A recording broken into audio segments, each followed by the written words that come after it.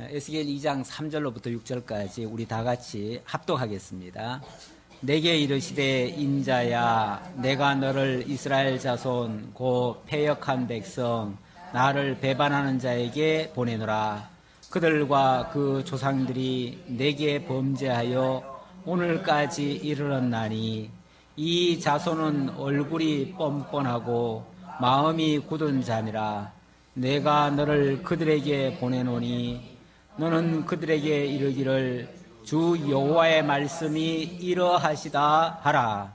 그들은 패역한 족속이라. 그들이 듣든지 아니 듣든지 그들 가운데 선지자가 있음을 알지니라.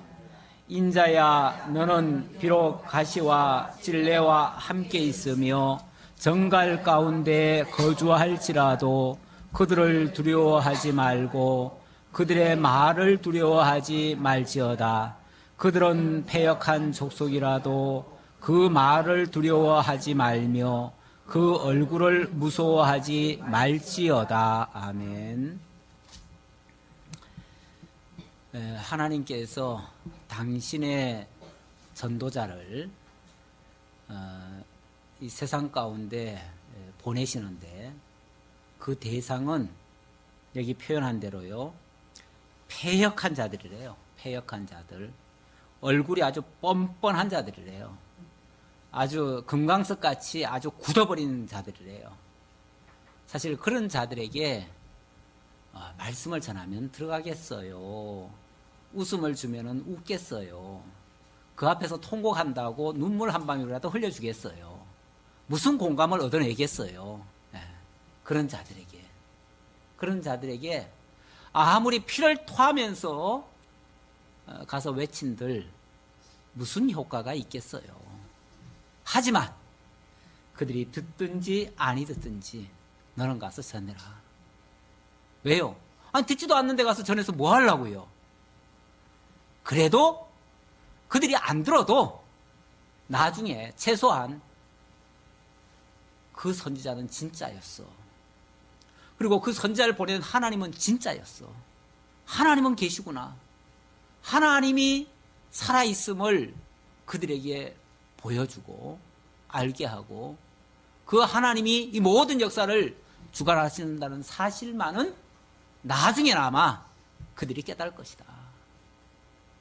물론 그 중에서 그 말을 듣고 회개하고 뉘우치고 돌아올 자들도 있겠지만 오늘 오전의 말씀처럼 대다수는 안 듣겠지요. 당연히 안 들어요. 그 수많은 인류가 다 물에 쓸어버림을 당하더라도 노아의 8가족은 그래도 구원받을 것이다. 그러니 그 8가족을 위해서 너는 수많은 헛수고를 좀 해라. 수많은 헛수고지만 좀 해라. 가서 듣든지 아니 듣든지 그런 거 개의치 말고 너는 가서 외쳐라. 그래서 하나님이 살아계시고 하나님이 보낸 전도자가 진짜이고 그 사실만 확인시켜주면 된다. 그들은 어차피 뻔뻔한 자들이야. 그들은 어차피 굳은 자들이야. 안 들어. 그들 다 듣게 하려고 하지 말고 안 들어도 좋으니까 그냥 안 듣고 뻔뻔하기만 해도 괜찮은데요. 나중에 보니까 6절에 보니까 그러죠. 인자야 너는 비록 가시와 찔레와 함께 있으며 정갈 가운데 거주할지라도 그들이 그냥 안 듣기만 하는 것이 아니고요. 가시와 찔레 같고요. 정갈 같대요. 그런 것들이 어떻습니까? 막 찔러대지요. 괴롭히지요. 죽이려고 하지요.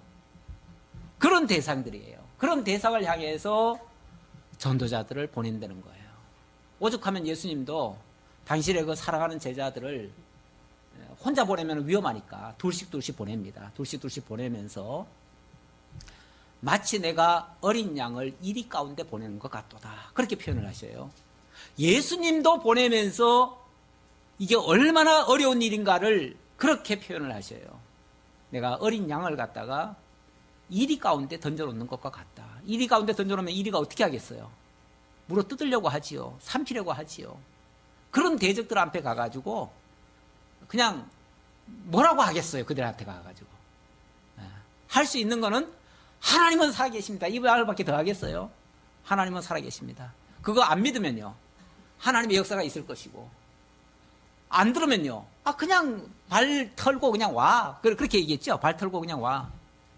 그래도 그들을 위해서 가서 축복하고, 그래도 그들에게 가서 이러하시다라고 전하고, 그리고 와라.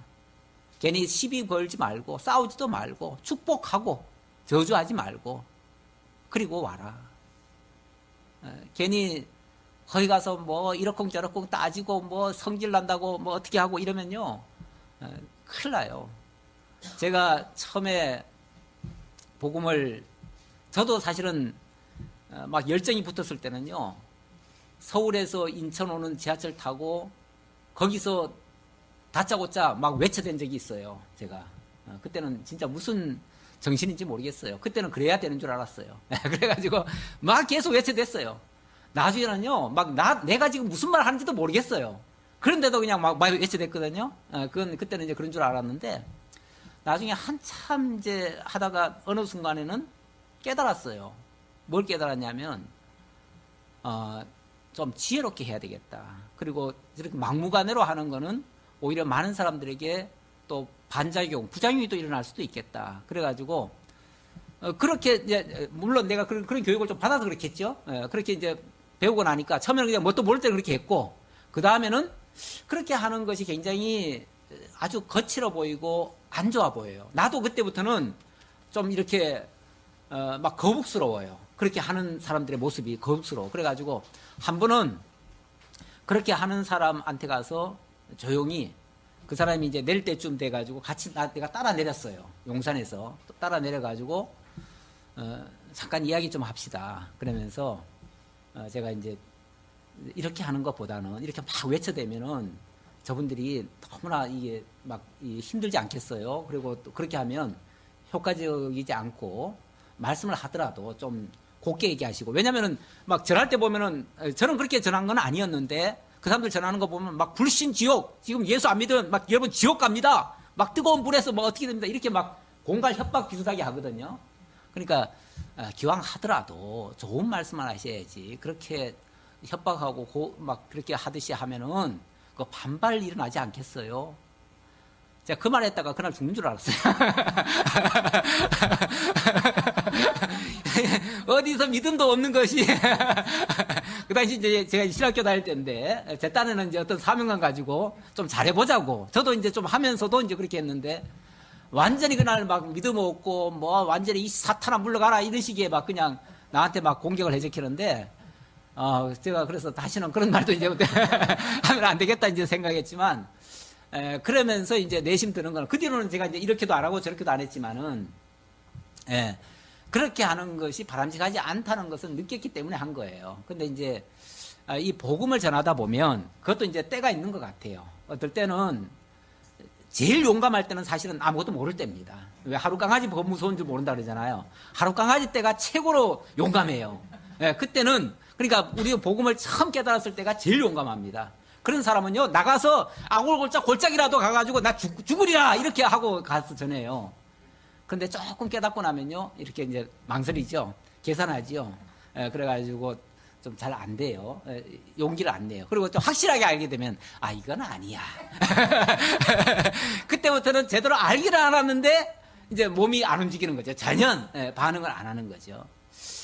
이제 그런 이제 어떤 단계를 이렇게 거쳐오는데, 우리 하나님이 복음 전하는 방식은요, 어찌 보면, 그러니까 어느 게 정답이라는 얘기는 아니에요. 제가 지금 어느 게 정답이라는 얘기는 아니고, 우리 예수님의 표현에 의하면은 뱀같이 지혜롭고 비둘기같이 순결하라, 이 표현이 있어요. 그래서 때로는, 그러니까 그게 이제 케이스 바이 케이스로 상황 따라 다 다르다는 얘기예요. 아무 데나 가가지고 그렇게 해버리면은 이건 진짜 복음의 역효과가 날 수도 있어요. 근데 또 그렇게 전해야 될 때도 있어요. 그렇게 전해도 될 때는 어디냐면은, 그때는 정말 악한 자들, 정말 귓구멍을 딱 막고 있는 자들, 그런 자들에게는 어떻게 보면 독설 같은 거라도 나가야 그들이 뭔가 약간이라도 요동이라도 칠 수 있는 그런 상황이 될 수도 있어요. 진짜 목숨 내걸어야 될 부분에 가서는 그렇게 해야 될지 몰라요. 그렇잖아요. 목숨 내걸어야 되는 순간에는 어쩌면 정말 듣든지 아니 듣든지 외치고, 뭐 정말 죽으면 죽으리라 생각하고 하는 거죠. 그렇게도 할 수 있는 거죠.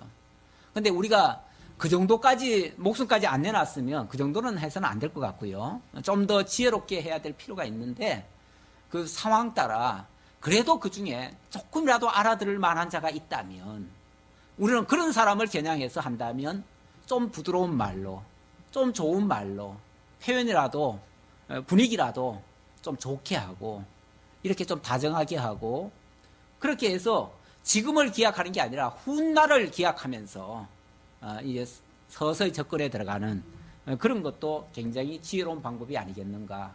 그래서 복음 전하는 자의 실천적인 그런 방안을 우리가 좀 해야 되지 않겠는가. 그것도 한번 생각을 해봐야 되지 않겠는가. 우리가 사실 설립 20주년에 맞춰서 본격적으로 좀 해보자 해가지고 제가 지난번에 다 말씀드린 얘기지만은 그때 당회를 새로 구성해가지고 조직교회로 새 출발을 했어요. 이름까지 새로 바꿨어요. 우리 여자분들 뭔가 큰 변화 있을 때 머리 자르잖아요. 머리 자르고 뭔가 이렇게 싹 한번 뭐 변화를 주잖아요. 우리 교회도 어찌 보면은 좀 새롭게 해보자고 하는 그런 각오 같은 것을 사실은 다져보려고 그렇게 하려면은 전도라고 하는 것도 어떻게 보면은 내 임의로 안 되면은요 약간의 격려나 권면이나 좀 억지로라도 사실은 해야 될 필요성이 있거든요. 그러려면 마땅히 하려면은 어떻게 해요? 변화가 있어야 그걸 핑계서라도 하지요. 어찌 보면 우리가 이름 바꾼 이유 중에 하나는요. 이름을 바꿔놓으면 이름을 다시 알리기 위해서라도 또 해야 되지 않겠느냐라는 그 한 측면도 있었어요. 그렇다면 이름을 바꾸고 이 지역민들에게 좀 체계적으로 또 적극적으로 또 안 하면 안 되는 그런 당위성을 가지고 해야 되겠다고 하는 그런 필요성을 갖기 위해서 이름까지도 바꾸고 뭔가 큰 변화를 줬습니다. 그리고 드디어 제대로 한번 해보자 해가지고 정말 교육도 한 2차례 받았고요. 그리고 지난주에는 우리 자체적으로도 한번 교육을 또 받았습니다. 여기까지 이론적으로 어느 정도는 이제 해야 되겠구나라는 정도까지 마음의 결심까지는 다들 했다고 생각을 합니다. 근데 막상 또 나가서 전하려고 해보면은 우리가 정말 귀중한 실탄은 가지고 있는데 복음의 내용이 실탄이죠. 그 실탄은 가지고 있는데 그거를 전달하는 그릇이 사실은 좀 부족하고 아직까지 이쁘게 단장을 잘 못한 셈이고 그렇다면 그런 어떤 주변적인 것도 잘 갖추어서 효과적으로 왜냐하면 전하는 기회가 많지 않거든요. 한 사람이 한 사람을 만나는 기회가 그렇게 많은 게 아니에요. 정말 그걸 뭐라 그래요? 천우신조의 기회라 이렇게 표현도 하는데 그런 기회를 따라서 사람을 만나고 그 사람에게 복음을 전하거든요. 우리도 사실은 복음을 돌이켜보면요. 우리도 복음을 받은 자들 아닙니까? 다 받았을 때에 어쩌면 그때 어떻게 그 사람을 내가 만났는지 잘 몰라요. 그런데 어쨌든 그 사람을 만나서 그 사람을 통해서 이 복음을 듣고 이 복음 때문에 우리가 교회의 발걸음을 디디기 시작했고 그래서 오늘 예수를 믿고 오늘 이 자리까지 왔어요. 어쨌든 그 기회는요. 2번 다시 그런 기회가 또 올 이유가 없어요. 그런 기회가 잘 없을 거예요. 그렇다면 우리에게 그 기회를 주신 것은 아주 천우신조의 정말 한 번에 있었던 기회일 수 있어요. 단 1회의 그 기회를 잡으려면 정말 그렇게 전달되는 자에게 효과적으로 아름답게 전달이 돼야 되고 그 사람에게 남아야 되고 또 그것이 그 여진이 남아가지고 나중에 발걸음이 교회로 이동되도록까지 이렇게 이동 역할을 해줘야 되거든요. 이렇게 쭉 우리를 태워가지고 정말 구원의 그 열차에 우리 몸을 맡기도록 이렇게 해줘야 되거든요. 해줘야 되는데 그렇게 하기까지의 과정을 우리가 이제 역산으로 우리가 이제는 베풀어야 될 그 기회란 말이에요. 그때라는 얘기인데 어쩌면 이거를 좀 더 효과적으로 그렇게 아름다운 결실로 맺어갈 것인가 여기에 우리가 이제 초점을 맞춰서 실제적인 이야기를 오늘 좀 해보려고 했습니다. 여전히 오늘도 이론은 길었네요. 일단은 우리 현실부터 제대로 알아야겠죠. 그래서 현대교회의 진단 좀 해보려고 합니다. 우리 거기 주보에 적어놓은 대로 좀 봅시다. 우리가 복음을 제대로 좀 전하고 싶어도, 효과적으로 전하고 싶어도 복음의 무지한 경향이 참 많습니다. 우리는 다행히 그동안 참 전하는 데는 좀 소홀했지만은 어쨌든 복음을 받아들이는 데는 굉장히 효율적으로 우리가 배우고 익혔다라고 느낍니다. 어찌 보면 내면적인 준비는 갖춰졌다는 얘기예요. 그야말로 나가기만 하면 되는 그런 이제 정도까지 우리가 내적 성숙이 이루어졌어요. 그래서 이제는 그야말로 이제 나가면 되는, 왜냐하면 실탄이 있으니까요. 그러면 나가서 정말 하면 되는 거죠. 하면 됩니다. 되는데 그동안 현대교회의 모습을 봤을 때는 너무 복음이 무지하고요. 또 전도에 무기력한 영적 구도 상태다. 그리고 전도 울렁증이 있다. 이거는 미리 겁내는 상황이죠. 그리고 우리가 복음을 전하고 싶은 그 대상들이 있는데 그 대상들이 우리 교회에 왜 못 오냐고 물어보면 대부분 너무 바쁘대요. 그리고 교회 갈 시간은 없대요. 세상 뭐 놀러 갈 시간은 많아도 교회 갈 시간은 없대요. 그리고 물질적 풍요가 많다 보니까 이제는 굳이 옛날처럼 굳이 교회를 다니고 예수를 믿어야 되는 이유를 잘 모르겠어요. 이제 이런 상황, 한마디로 배부른 상황이 돼버렸어요. 원래 배부르면요, 다 반사가 귀찮고 아무것도 다 싫은 거예요. 특히 고리타분한 거는 다 싫어요. 혹시 즐기는 데라면은 뭐 가볼 수 있겠는데, 우리 교회는 뭐 그렇게 즐기는 곳은 아니다 보니까 그건 잘 안 됩니다. 그리고 대부분의 사람들이 자기 아주 굉장히 이기적이에요.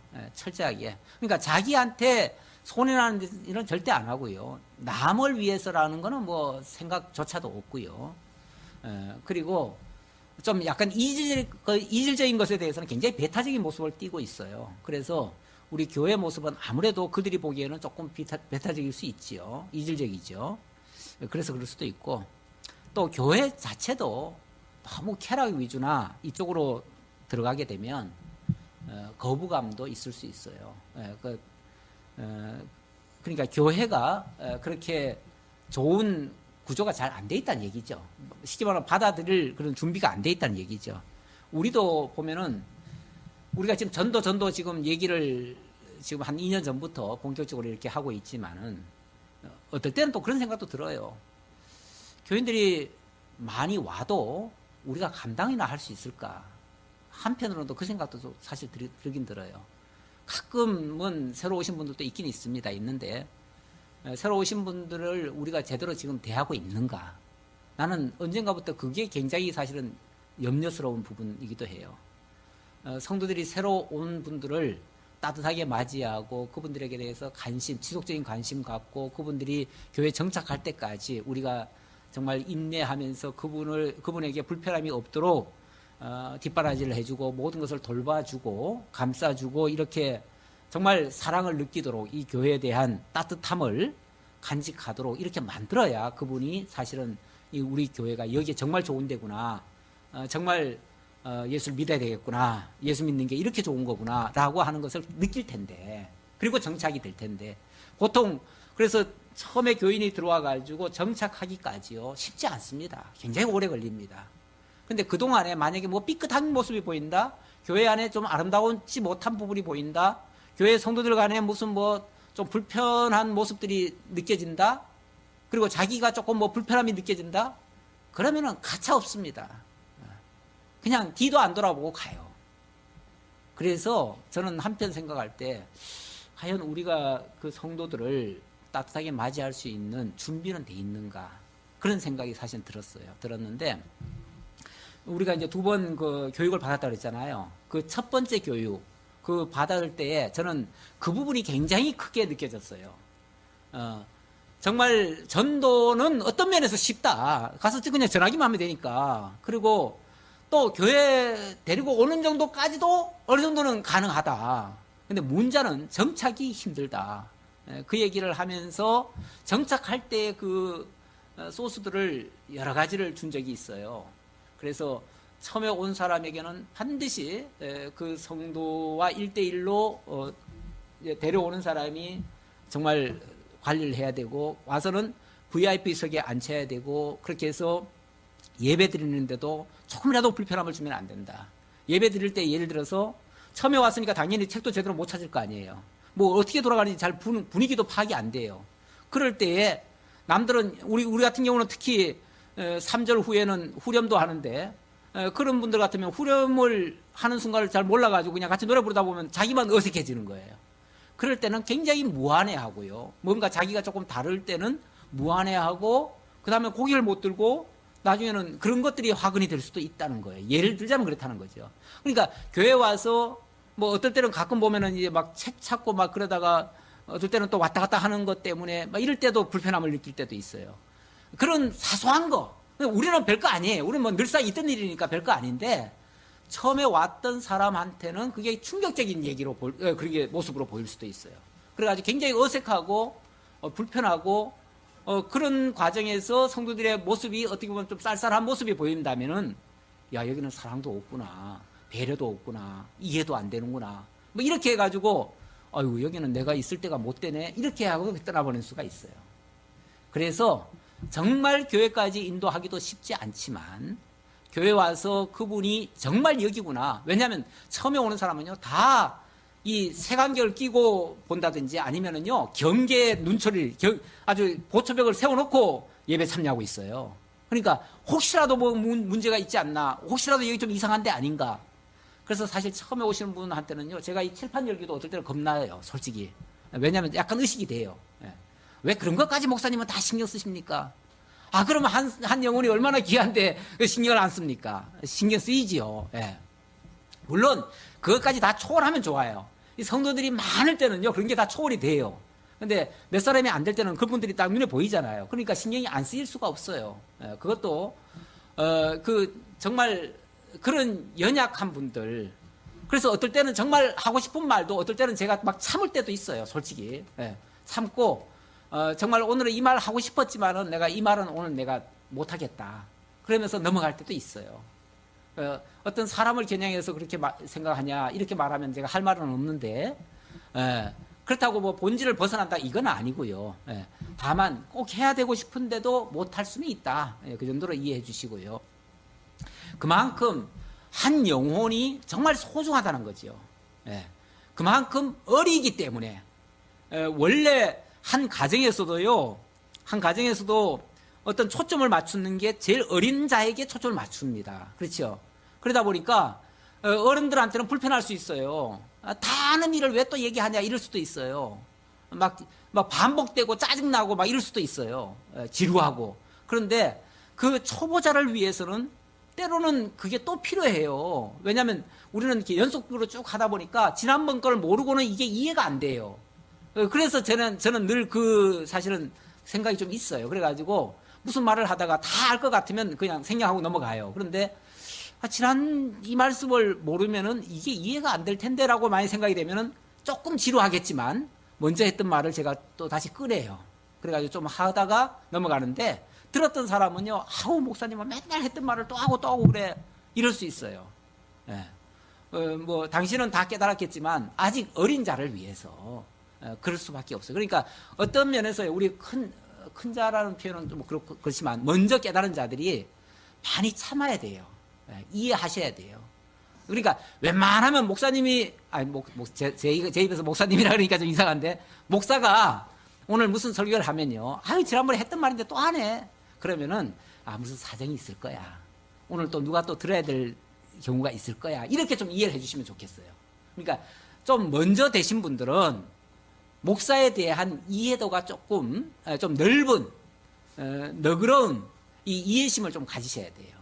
가지셔야 되고 목사가 오늘 누구를 위해서 아마 그 부분을 얘기하려고 조금 저렇게 끄는가 보다 이렇게 좀 이해를 하시면은 여러분들도 같이 동참을 해주는 거예요. 그 사람을 배려해 주는 것이 돼요.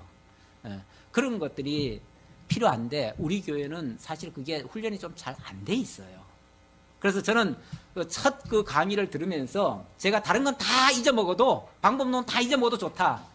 이거 한 가지만 여러분들이 좀 제대로 깨달았으면 좋겠다. 난 사실 그 기대를 가졌어요. 그 기대를 가졌고 두 번째 강의를 통해서는 굉장히 아주 좀 더 많은 내용들이 좋았던 걸로 저는 기억합니다.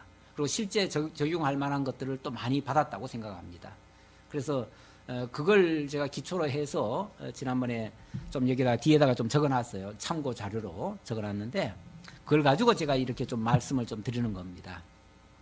자, 전도를 하면서도 실패를 많이 하는데 실패 조건 중에 실패 조건이라 그러니까 좀 이상하죠, 말이. 예. 근데 실패하는 데는 다 이유가 있어요. 이유가 있는데 그 이유를 이렇게 얘기하는 거죠. 기도와 성령의 역사를 무시했다. 그러니까 우리가 뭘 할 때 충분한 준비와 기도와 성령의 도우심을 강구하면서 해야 되는데 그런 것들을 쉽게 말하면 준비 없이 한다 그 말이죠. 준비 없이.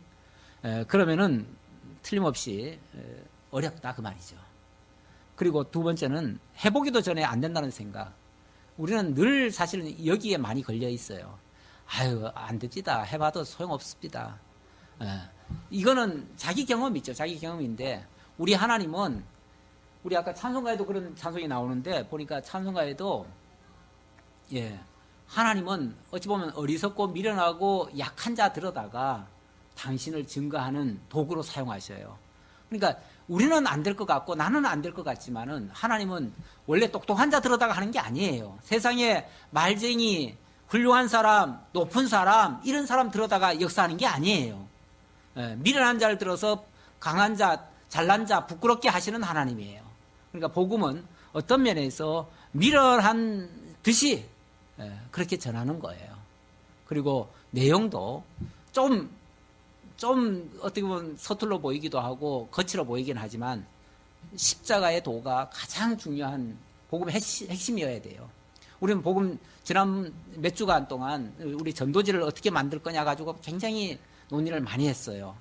우리 교육부 수고 많이 하셨는데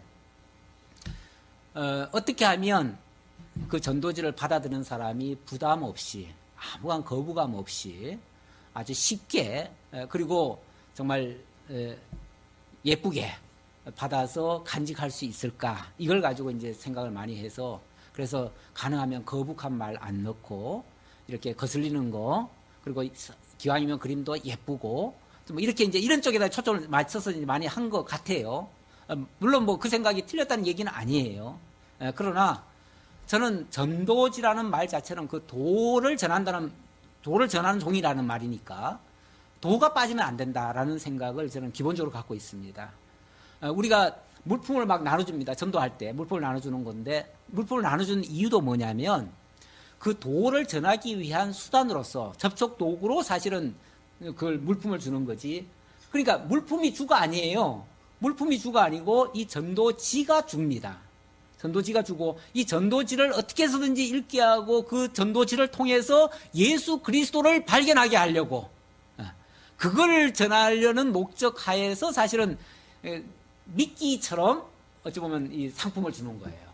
그러니까 상품은 절대 이거는 솔직히 있어도 그만 없어도 그만이에요. 이 전도지가 진짜 중요한 거예요. 그런데 우리 전도지에 우리 복음의 내용이 좀 약하지 않는가라는 그런 생각을 좀 해보면 조금의 아쉬움은 좀 있어요.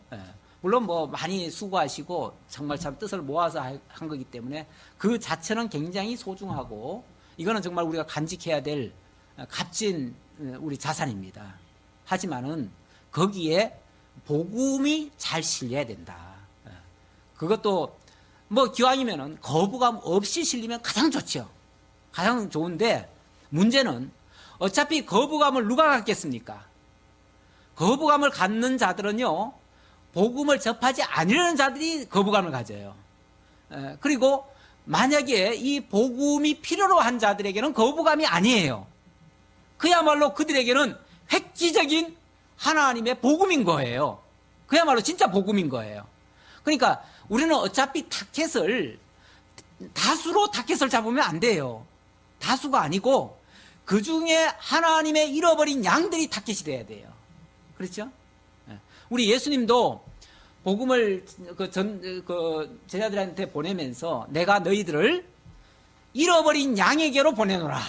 그래서 뭐 예루살렘으로도 가지 말고 뭐 어디도 가지 말고 이스라엘에도 가지 말고 뭐 이방 땅에도 가지 말고 오직 잃어버린 양들에게로 가라. 그렇게 표현해요.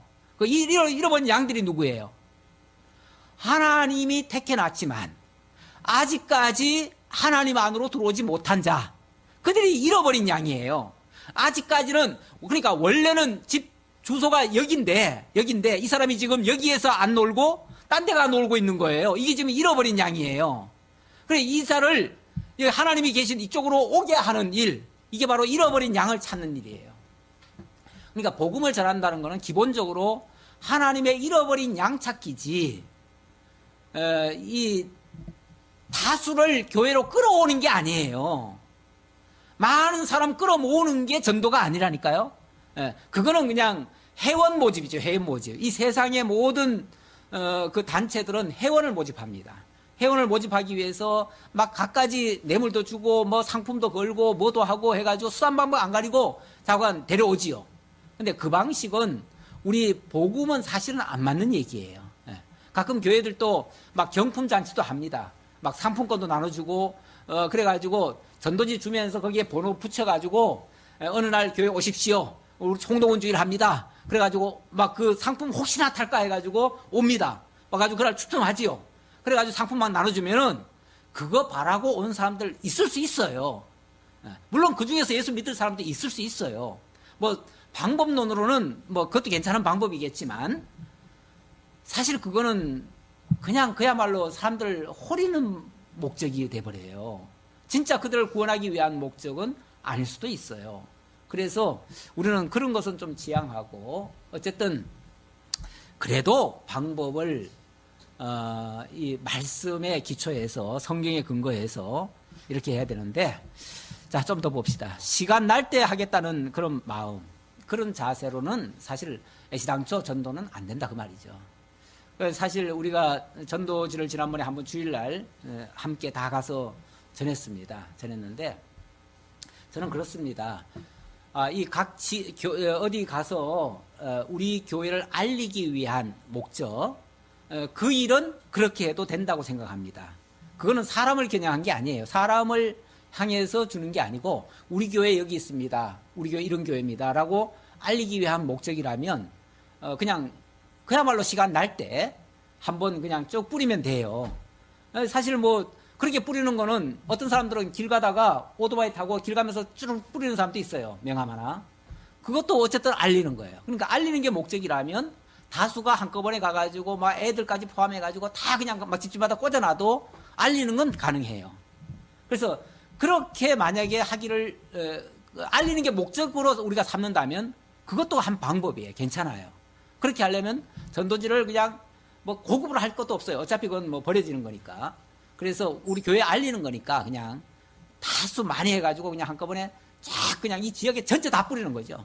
그러면 최소한 우리 교회 알리는 역할은 충분히 합니다. 그렇게 하는 것도 한 방법으로 괜찮고요. 그런데 정말 본래 전도 그 목적대로 잃어버린 양을 찾는 일이라면 1대1로 만나야 됩니다. 그리고 인격적으로 만나야 됩니다. 그러면은 다급한 상황에서 잠시 시간 짬내가지고 이렇게 할 수는 없어요.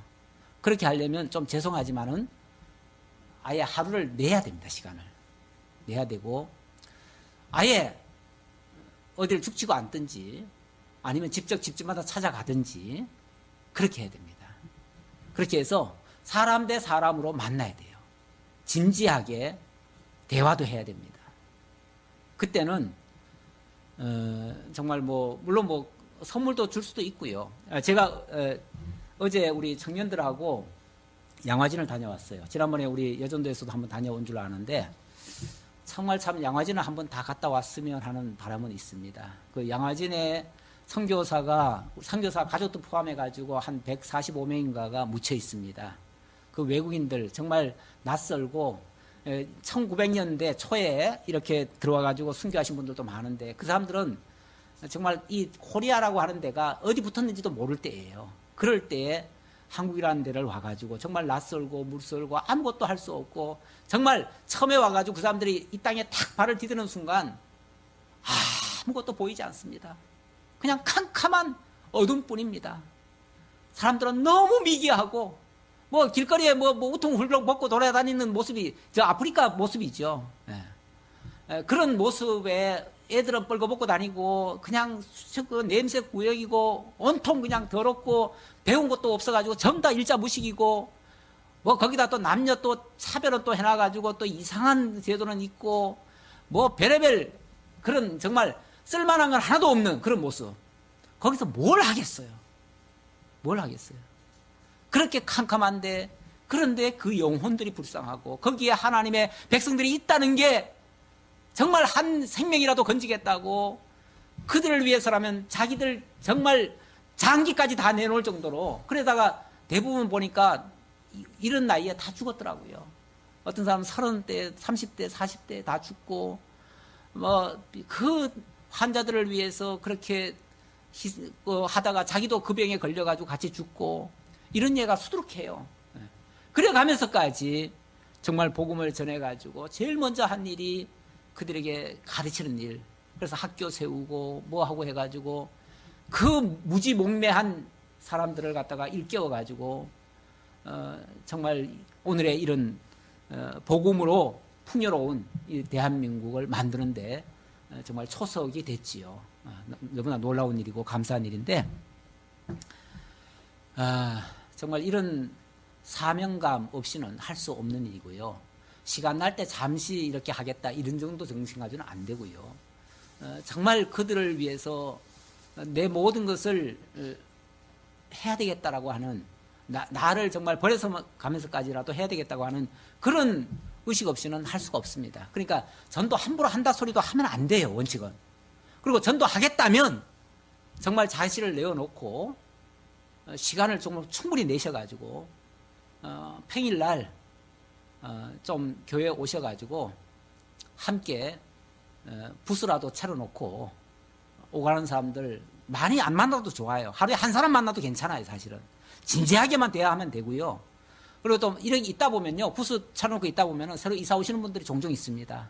이사 오시는 분들 이런 분들 만나가지고 그분들 그때 그날은 뭘 하지 마세요. 안 하고 그냥 이삿짐 날라주는데 좀 도와줘도 돼요. 그러면서 같이 이야기 나누고 이렇게 진지하게 대하다 보면 그들과 교통이 되면 그렇게 이제 한 사람씩 한 사람씩 전도되는 거예요. 그게 진짜 전도라고 저는 생각이 듭니다. 그렇게 되어졌을 때 그렇게 하려면은 물론 그 자신이 그렇게 기도를 충분히 하셔야 되고요. 그리고 어떤 경우에도 내가 후퇴하지 않겠다. 정말 이 복음을 위해서라면 내가 모욕, 솔직히 얼굴 쪽팔릴까봐 겁나는 사람은 못해요. 아예 시도도 못해요. 그렇지만 얼굴 쪽팔리는 게 무슨 상관이 있어요. 어차피 모든 이 전하는 다 나를 소개하면서까지 하는 건데 괜찮죠. 그래서 정말 나는 복음의 전도꾼이다라는 거를 간판 붙여도 돼요. 나는 성리로 교회 전도자입니다. 이렇게 해가지고 아예 그냥 딱 소개를 하고, 왜냐하면은 상대방이요 나를 신뢰를 해야 되거든요. 그럴 때 누군지 모르는 사람은 경계를 해요. 근데 내가 누구라는 걸 분명히 밝히고 가면요, 일단은 경계의 커플을 하나 벗겨줘요. 그러니까 일단은 저 사람은 누구구나. 그 교회는 그 교회라면 믿을 수 있지. 저기 있는 교회니까 뭐 괜찮은 교회 같은데 한번 들어볼까? 그 교회는 어떤 교회인지 한번 알아보고 싶다. 이렇게도 나올 수 있거든요. 그러니까 이렇게 해가지고 적극적으로 1대1로 만나고 대화를 가지고 정말 관심을 약간이라도 보인다면 뭐 한꺼번에 당김에 다 셋불 뽑듯이 그렇게 할 수는 없어요. 일단은 그 사람과 안면을 틔워놓고 좀 더 적극적으로 그 다음에 한번 오늘은 바쁘시니까 내가 나중에 또 조용할 때 한번 찾아뵐게요. 이렇게 얘기해도 되고, 그렇게 해서 자연스럽게 어느 날 혹시 시간 되신다면은 한번 차라도 한잔 할까요? 그러면서 가서 얘기하고 이렇게 하면 자연스럽게 컨택이 됩니다. 그렇게 되어지면 그 다음에는 한참 후에 해야겠죠. 다음에는 혹시 우리 교회 혹시 관심을 보인다면 우리 교회도 한번 와보시는 건 어떨까요? 그런데 보통은 우리가 이제 구역 예배가 있으면은 교회 직접 오는 거는 사람들이 부담스럽다고 그래요. 근데 구역 예배가 있을 때는 구역 예배는 이렇게 참석하기 쉽다고 그래요. 그래서 구역 예배를 그렇게 활용하시는 분들이 있더라고요. 그래서 구역 예배 때에 이렇게 초대해가지고 같이 이야기 나누면서 차도 마시고 그러다 보면 별의별 얘기 다 해요. 그때에 다음에는 이제 교회도 한번 와보세요. 뭐 이렇게 해가지고 자연스럽게 교회로 인도하면 그런 사람은 사실은 정착률이 굉장히 높지요. 이렇게 하는 것도 괜찮다는 거죠. 그리고 제일 안 되는 게 전도할 때 제일 안 되는 게 이제 대인 공포증, 체면의식, 소심한 그런 그 자기 자세죠. 그리고 나는 전도에 은사가 없어 이렇게 아예 자포자기하는 경우 그런 경우도 있을 수 있고요. 그리고 무엇보다 정말 남을 사랑하거나 또는 베풀고자 하는 그 희생의 정신 그게 없이는 사실 전도라고 하는 것은 애시당초 불가능입니다. 이 사실 누구든지요 막 이기적인 모습을 보이면요 이렇게 상대하기가 싫어져요. 그런데 베풀고자 하고 뭔가를 위해서 해주려고 하고 이러면요 자꾸 호감이 가요. 그래서 상대방에게 이 베풀려고 하는 모습, 희생하려고 하는 모습, 뭔가라도 도와주려고 하는 모습, 뭐 이해해 주려고 하는 모습, 뭐 아주 정성껏 들어주려고 하는 모습. 그러니까 내가 말을 많이 하기보다는 상대로 하여금 말을 많이 하게 하는 게 좋지요. 그랬을 때 상대방은 나를 믿고 이렇게 해줄 수가 있어요. 그 다음에 이제 교회에 대한 불만이 있는 상태에서는 사실 전도는 안 됩니다. 어떤 경우에도 내가 그 교회에 대한 애정과 그 정말 신뢰와 이 교회가 너무 좋다고 하는 이런 것들이 있어야만 자연스럽게 내 입에서도 우리 교회 너무 좋아요 이렇게 얘기가 나오겠지.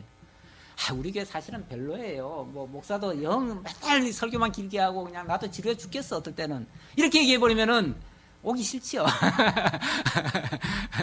그건 뭐 하나만 하죠. 그건 전도할 이유도 없는 것이요. 그렇게 되면 교회에 대해서는 사실은 부정적인 얘기는 하면 안 돼요.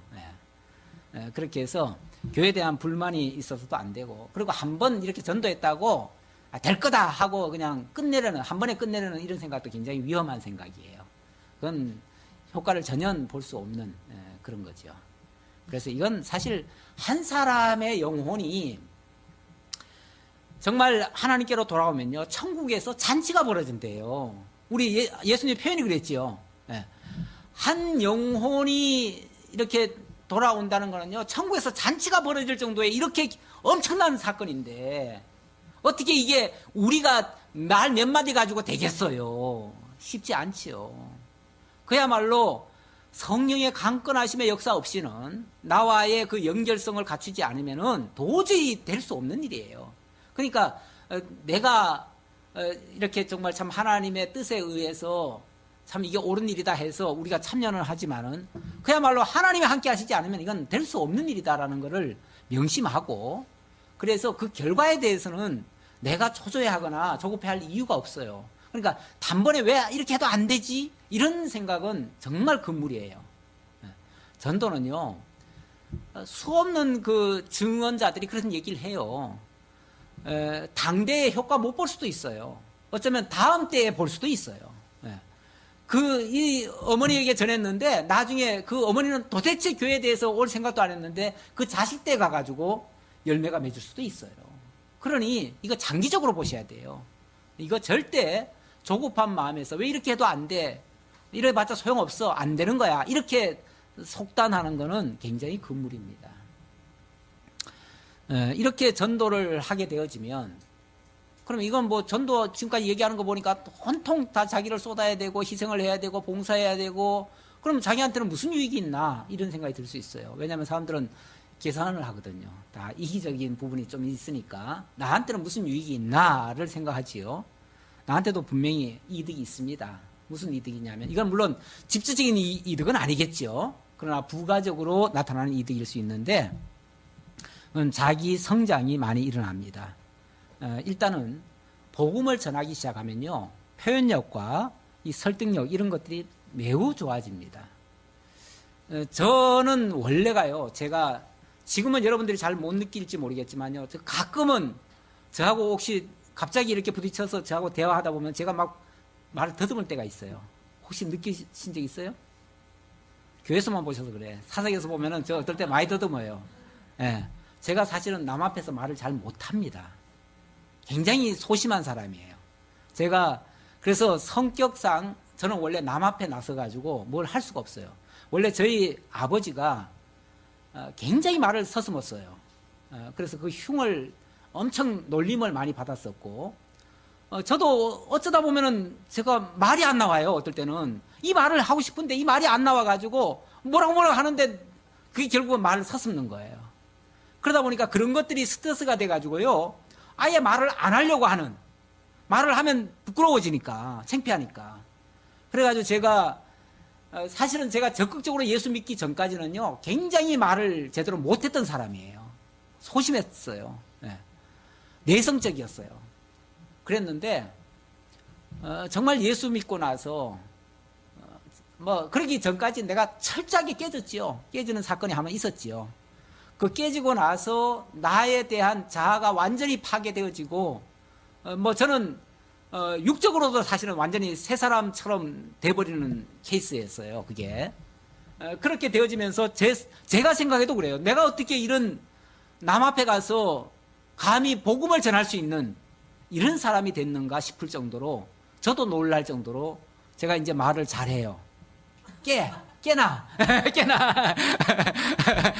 아니, 그러니까 이 말은 내가 진짜 잘한다는 의미보다는 그냥 요즘은 거침없이 그냥 하잖아요. 어쨌든 말이 되든 안 되든 거침없이 한다는 측면에서 제가 봐도 대단해졌어요. 이거 쉽지 않습니다. 남 앞에서 그렇게 말을 한다는 게. 근데 이게 복음을 전하고부터예요. 네. 그리고 그 중에는 하나가 제가 아까 서두에 얘기했듯이 전철관에서 막 외쳐댄 거, 그것도 상당한 효과가 있었다. 물론 그게 그 자체가 무슨 효과가 있었다가 아니라 내 자기 성장에는 유익이 있었다. 그리고 표현력을 이렇게 전하고 설득력을 하는 데는 상당한 효과가 있었다라는 말이고요. 그리고 어쨌든 좀 더 부지런해지게 되죠. 그럼 이런 걸 안 하면은 사람들이 사실 아무것도 그런 것도 안 하면은요, 자꾸 사람들은 편한 쪽으로 가게 돼 있어요. 편한 쪽으로 가다 보면은 게을러질 수밖에 없어요. 이건 어쩔 수 없는 거예요, 그거는.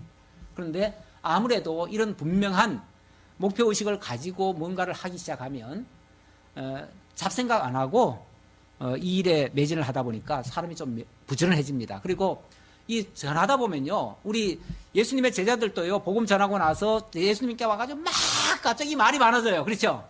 예수님, 오늘 가서 막 이런 일도 있었는데요, 저런 일도 있었는데요, 막 하늘에서 막 별이 떨어지던데요, 막 이런 자랑을 합니다.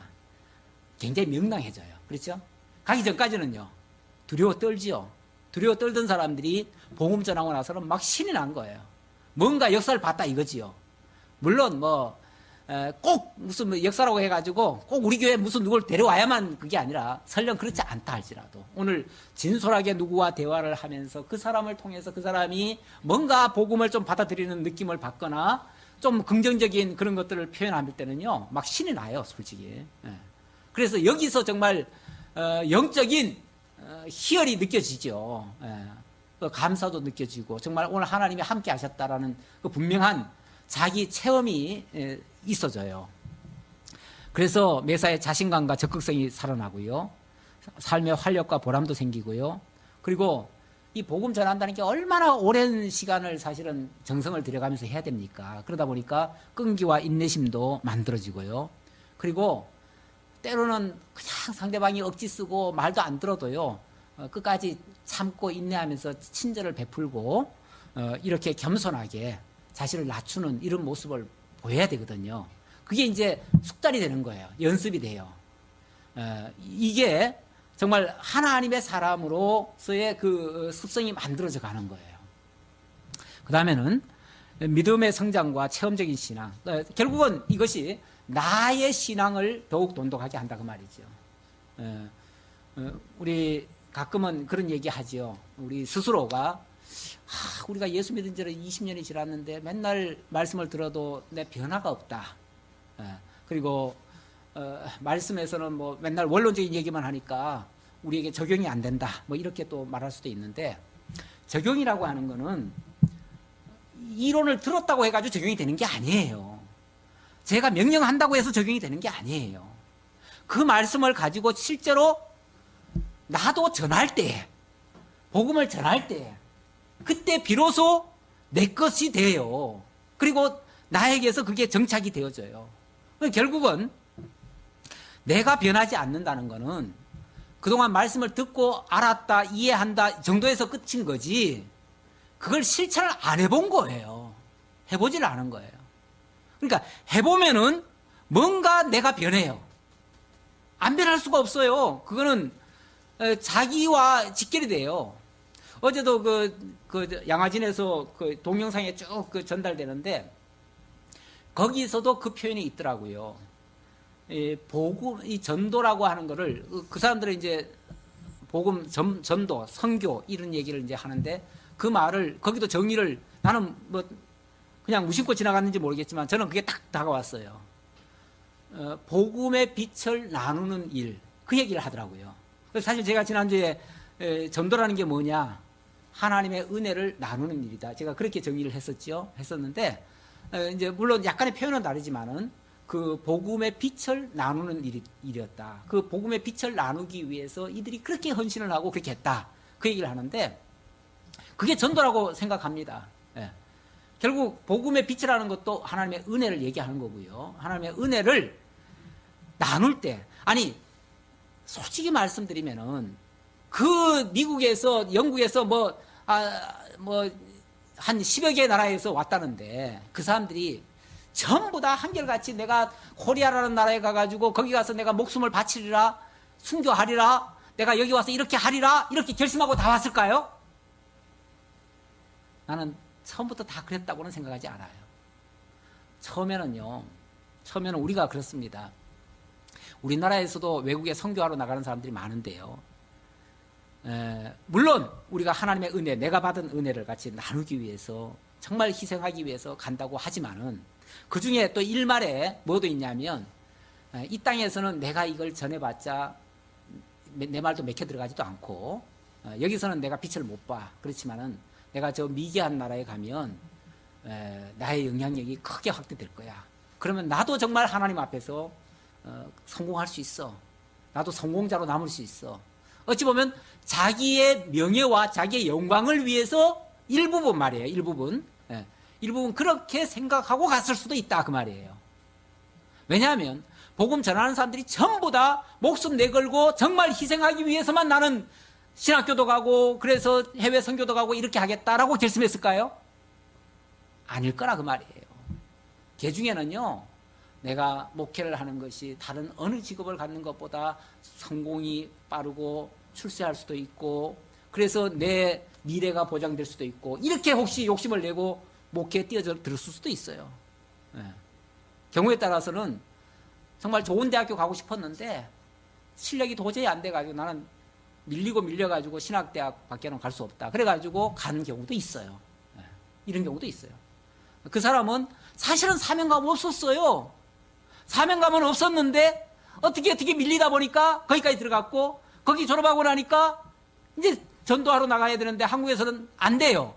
그러니까 나는 해외에나 나가야 되겠다 해가지고 거기 나갔는데 거기 갔더니 하나님께서 새로운 마음을 주신 거예요.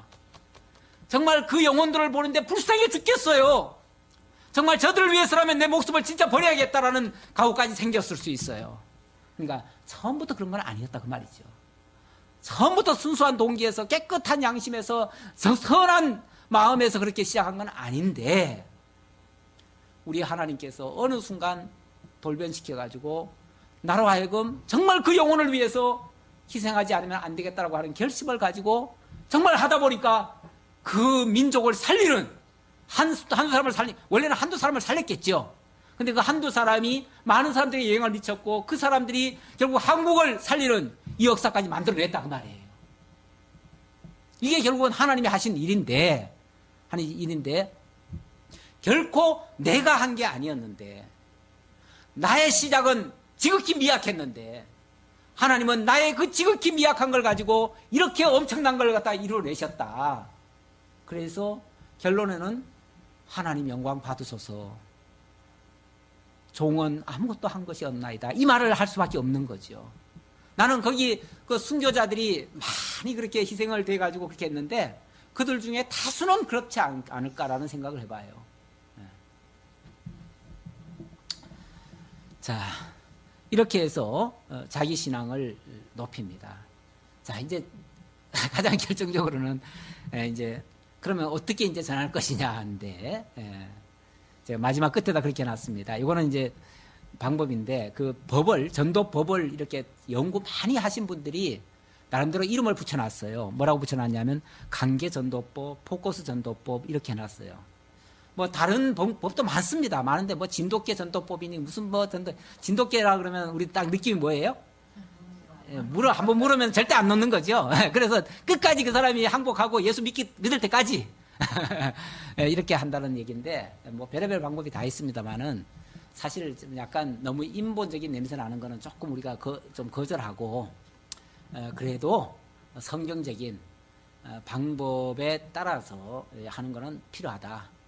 로마서 10장에 보면은 복음을 전하는 자가 없이 어찌 들으리요? 듣지 않는데 어찌 믿으리요? 믿지 않는데 어찌 구원을 받으리요? 그러니 그 복음을 결국은 듣게 하고 믿게 하고 구원에 이르게 해야 되는데, 그렇게 하기 위해서는 마땅히 가야 되지 않느냐? 전도를 누군가는 해야 되지 않느냐? 그래서 접촉을 하려니까 누군가를 만나야 되는데 아무나 안 만나주니까 정말 그들과 안면을 터야 되고, 그들과 마음을 공유를 해야 되고, 그들과 어떤 교제를 해야 되고, 좀 지속적인 뭔가를 해야 되고, 이런 게 이제 한 방법론이라는 거죠. 그런 것들이 소위 말해서 관계전도법이라는 얘기예요. 일단 전도하기 전에 관계부터 잘 갖자는 거예요. 이거는 아주 집중교육이에요. 집중 전도법이에요. 이제 다수에게 아무한테 막 뿌리는 전도법은 아니에요, 절대. 그거는 아니고, 그거는 이제 알리기 위한 목적에서 하는 방법이고, 이거는 정말 1대1로 사람과의 그 교제를 먼저 하는 거예요. 그렇게 하기 위해서는 그들에게 가까이 다가가야 돼요. 다가가려면은 우리 한국교회가 초대에 정말 많은 사람이 돌아왔잖아요. 그 사람들이 서양인들이라 그러면요, 무슨 양키, 뭐 양귀신, 뭐 이런 표현해 가면서 굉장히 조롱하고, 그들 만나면 코베간다고 해가지고 아주 막 거부감을 갖고 멀리하고 이랬어요. 그랬는데 그들이 진심으로 다가가니까요, 한 사람 한 사람 돌아오는 거예요. 돌아오고 그 전달하는 과정에 이제 성경부터 먼저 만들었어요. 우리나라는 아주 특이해요. 전 세계에 이런 역사가 없습니다. 뭐부터 전했냐면은 성경부터 먼저 만들어가지고 한국에 들어왔어요.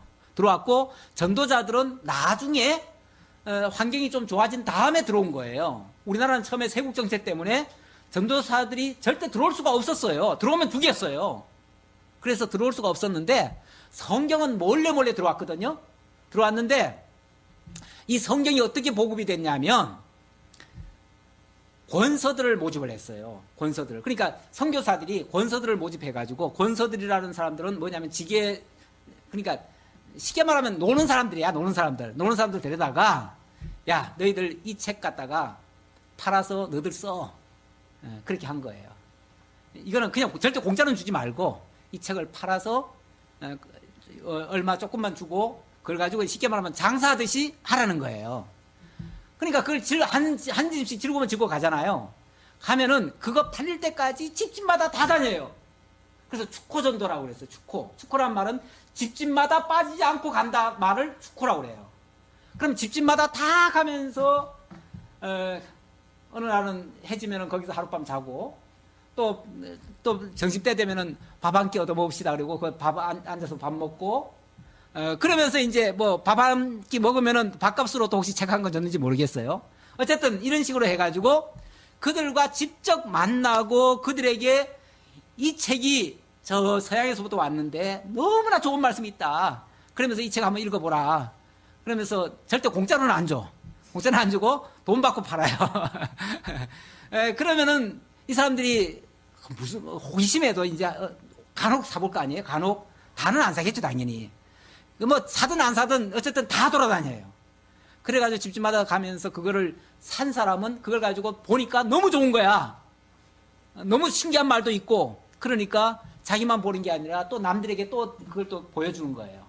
이래가지고 전도가 된 거예요. 전도가 되고 나중에 선교사들이 왔어요. 왔는데 보니까 세상에 성경이 돌아다니고 있어.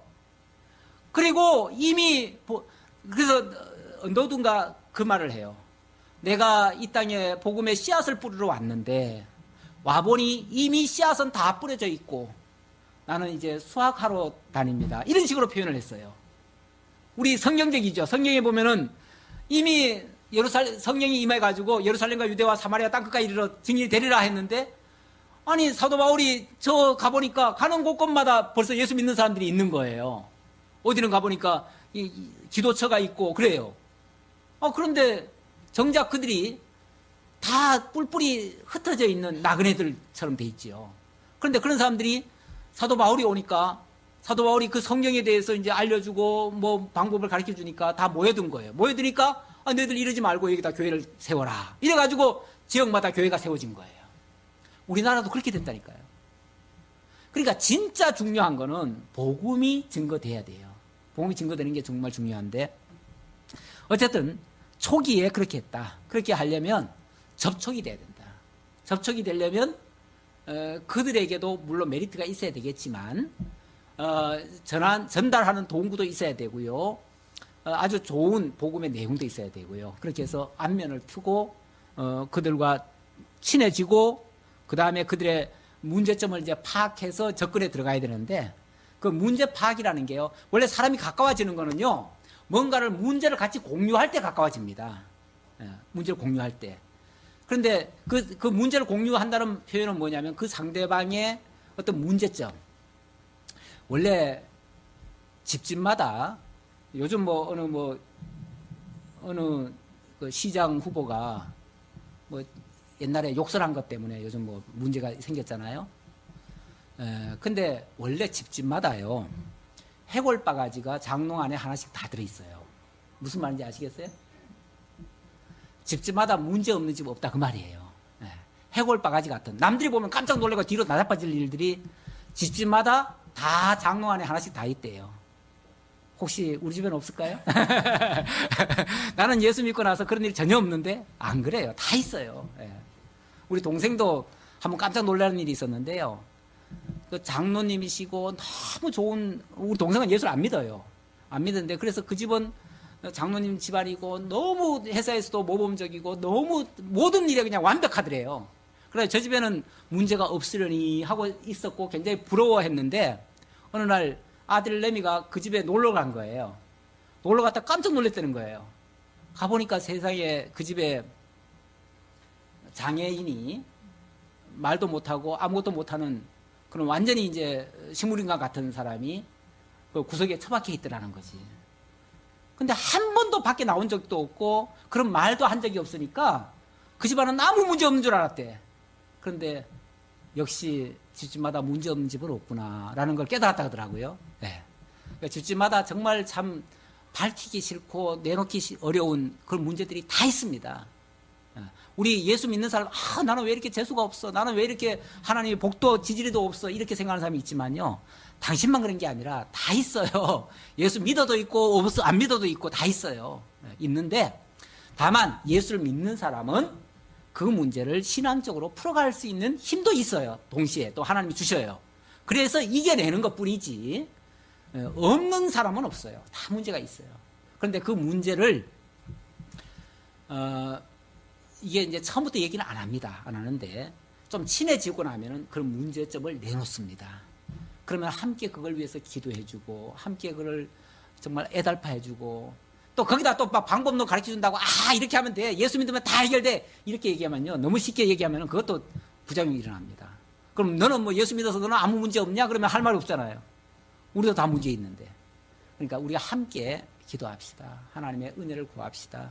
모든 문제의 해결자는 하나님이십니다. 그러면서 자연스럽게 하나님의 복음으로만이 이게 해결될 수 있는, 근본 해결은 아니지만 거기에 대한 해석을 할 수가 있고 이겨낼 수 있는, 우리 하나님은요 문제 자체를 없애는 게 아니에요. 그 문제를 극복할 수 있는 힘을 주시고 그걸 능히 이겨낼 수 있게 해서 오히려 전화위복이 되게 만드시죠. 그렇게 하시는 분이시지, 우리 하나님은 문제 자체를 없애지는 않아요. 절대. 문제는 오히려 집집마다 다 있어요. 자, 그렇게 해서 그럴 때 이제 자연스럽게 복음이 증거가 되고요. 그래서 더 필요한 것이 복음입니다. 복음이 아니고는 이걸 해결할 방법이 없습니다. 그래서 복음이 진정한 하나님을 만난다면 이 모든 것은 우리를 하나님께로 인도하는 과정이었을 뿐이고, 나를 하나님께로 인도하기 위해서 하나님 여기까지 이런 역사를 하신 겁니다. 솔직히 우리가 개개인적으로 문제 없으면요, 하나님께 나오겠어요? 모든 일이 다 형통하면 우리 예수 믿겠어요? 예수 안 믿어도 잘 사는데 뭐 때문에 교회 나옵니까? 우리 집안도요, 원래 우리 어머니가 폐병 안 걸렸으면 예수 안 믿었어요.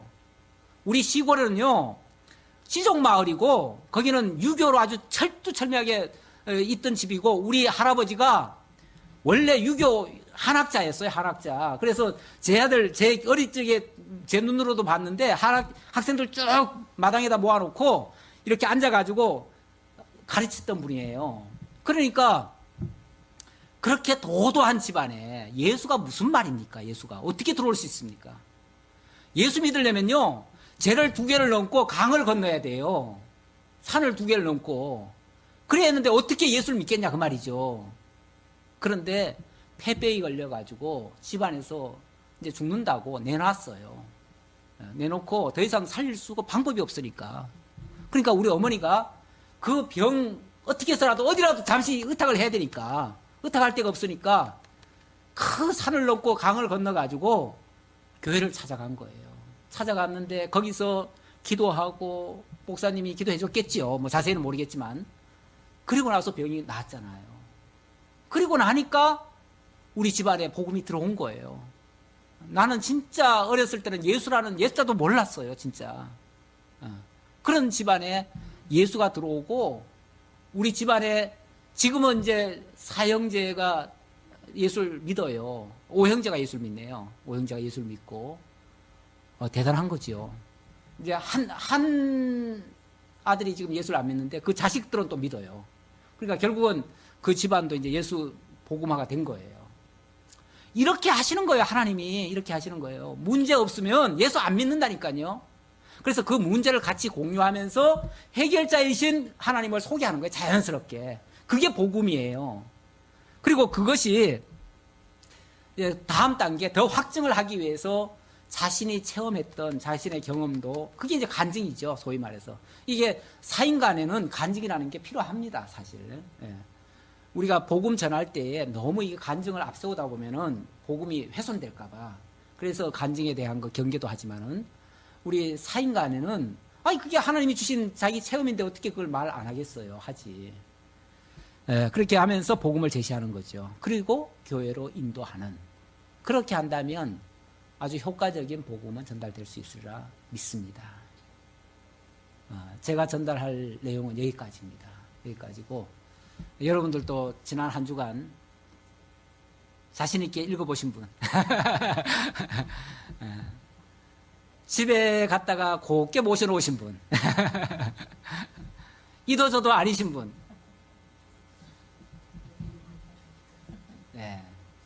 그럼 뭐예요?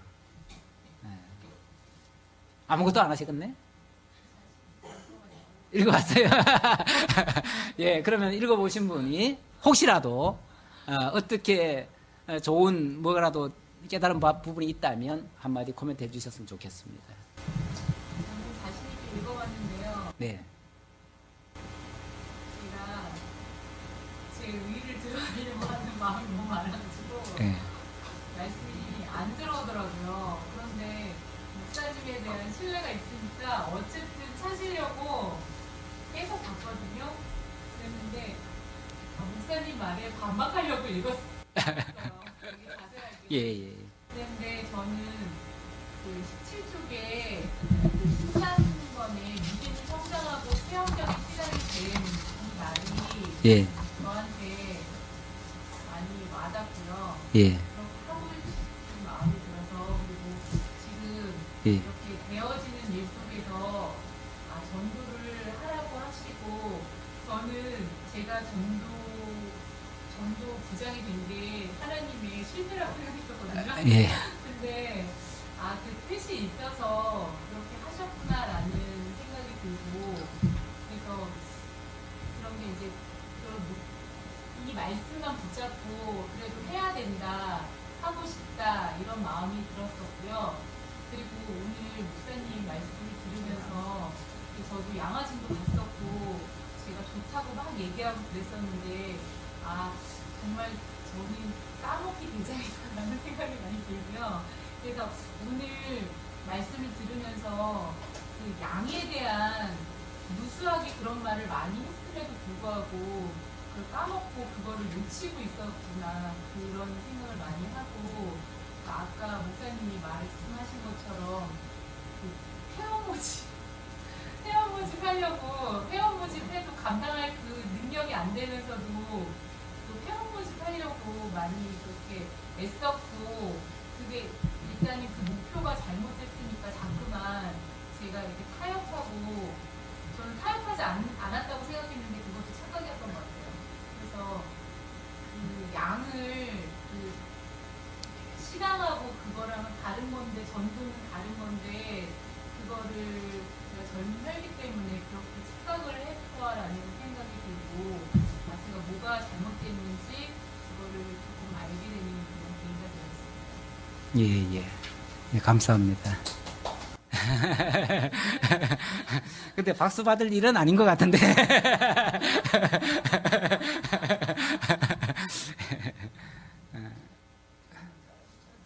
예, 네, 저도 다시 다 읽어봤거든요. 예, 덕분에 이게 신뢰되는 부분을 봤었는데요.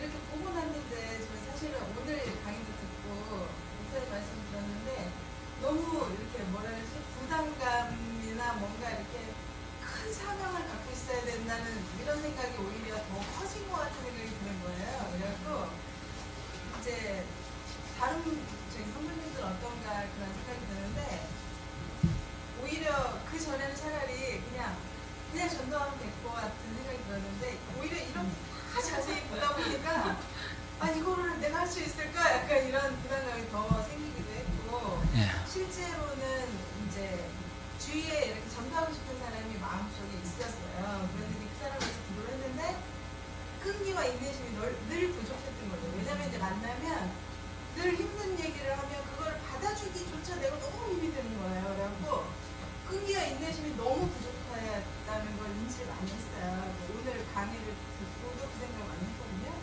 근데 이게 정말 마음속에 급한 마음이 많구나, 우리가. 그러니까 한두 번 얘기하면 이 사람이 오겠다. 아니면 이게 내 얘기를 듣고 이 사람이 감동을 못 겠는데 약간 이런 생각이 스스로 많았던 거예요. 그러니까 한두 번 얘기하고 몇 번 얘기하고 몇 번 잘해주면 올 것 같은 생각, 그런 급한 마음이 많아서 그런 끈기와 인내심이 저도 엄청 부족하고 다른 분들도 그러지 않을까 이런 생각이 많이 들었거든요. 그러니까 이제 배를 거쳐서 이렇게 한다는 것도 저희 어머님 통해서도 그 얘기를 들었었거든요. 이렇게 지금 이렇게 어머니를 통해서 아들을 그렇게 전도하려고 노력을 했는데 막상 그 대에서는 이루어지지 않았는데 그 어머니가 돌아가시고 나서 그 교회 앞에 있는 나무를 청소하는 아들 같대요. 그 아들이 교회를 이제 돌아오게 된 거죠. 어머니 돌아가시고 나서 그걸 깨달았다고 그 얘기를 들었었거든요. 그러니까 그렇게 대를 거쳐서 이대에서 이루어지지 않을 수도 있는데 너무 조급한 마음이 계속 있지 않을까 이런 생각이 많이 했고 오늘은 또 오면서 제가 민숙이 목사님 강의하신 얘기를 들으면서 왔을 때 아까 기도처럼 하나님이 대화를 준비시키시고 자 준비 시작 이제 강야 생활 시작하자 하고 대화를 준비시켰을 때 뭐 저는 갈래요 말래요 이런 선택의 여지가 없었다는 거죠. 백성들이 그냥 하나님이 그냥 따라와 그럼 그냥 무조건 네 하고 따라갈 수밖에 없었던 그런 마음이 실제로 저희들한테 약간 지금 이 시점에서 가장 필요하지 않을까 그런 생각이 듭니다. 예, 감사합니다. 이제 제가 끝에다 그렇게 적어놨네요. 예. 천국에서 할 수 없는 두 가지가 있는데 회개와 전도라고 합니다. 이 전도의 열매는 그리고 열정 80%, 방법 20%에 의해서 이루어진다고 합니다. 우리가 이 땅에서만 할 수 있는 거 회개와 전도라고 하는데 회개는 자신에게 대한 것이고 전도는 뭐 남에게 위한 거라고 한다면 이 땅에서 할 수 있는 이거를 우리가 해야 되지 다른 거는 굳이 뭐 다른 거에는 그렇게 힘을 안 쏟아도 되지 않겠는가. 다른 것들이 오히려 부산물이 아니겠는가. 그런데 우리는 지금까지 이 전도가 부산물인 정도로 생각했죠. 우리 그래 주된 먹고 사는 게 그냥 주고, 전도는 이거 시간 나면 여벌로 하는 것이 전도로 생각을 했는데, 오히려 이 다음에 꼭 정말 여기서밖에 할 수 없는 유일한 기회는 이 전도가 그거밖에 없다. 근데 그 전도의 열매도 열정이 80%고 방법은 20%밖에 안 된다고 했으니까, 제가 여기서 아무리 많은 좋은 방법 다 설명했어도 그거는 기껏 해봤자 20%인데, 그것도 여러 가지 다 포함해서, 기타까지 다 포함해서 20%고요. 실제 방법론으로는 5%도 안 돼요. 그러니까 나머지는 그야말로 열정밖에 없다는 거죠. 그냥 해보는 것밖에 없다는 거죠. 한마디로 말하면. 열정이라는 게 그거잖아요. 그냥 해보자잖아요. 해보자. 해보는 것밖에 없어요. 그러니까 백문이 불여일견이라는 말처럼, 우리가 100번 보면 뭐 하겠어요. 그냥 한 번 하는 것만 못한 거죠.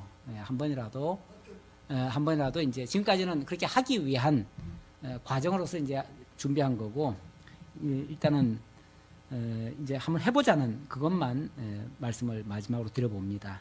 아버지 하나님 감사합니다. 오늘 지난주에 이어서 전도에 대한 특강을 함께 할 수 있도록 인도해 주셔서 감사합니다.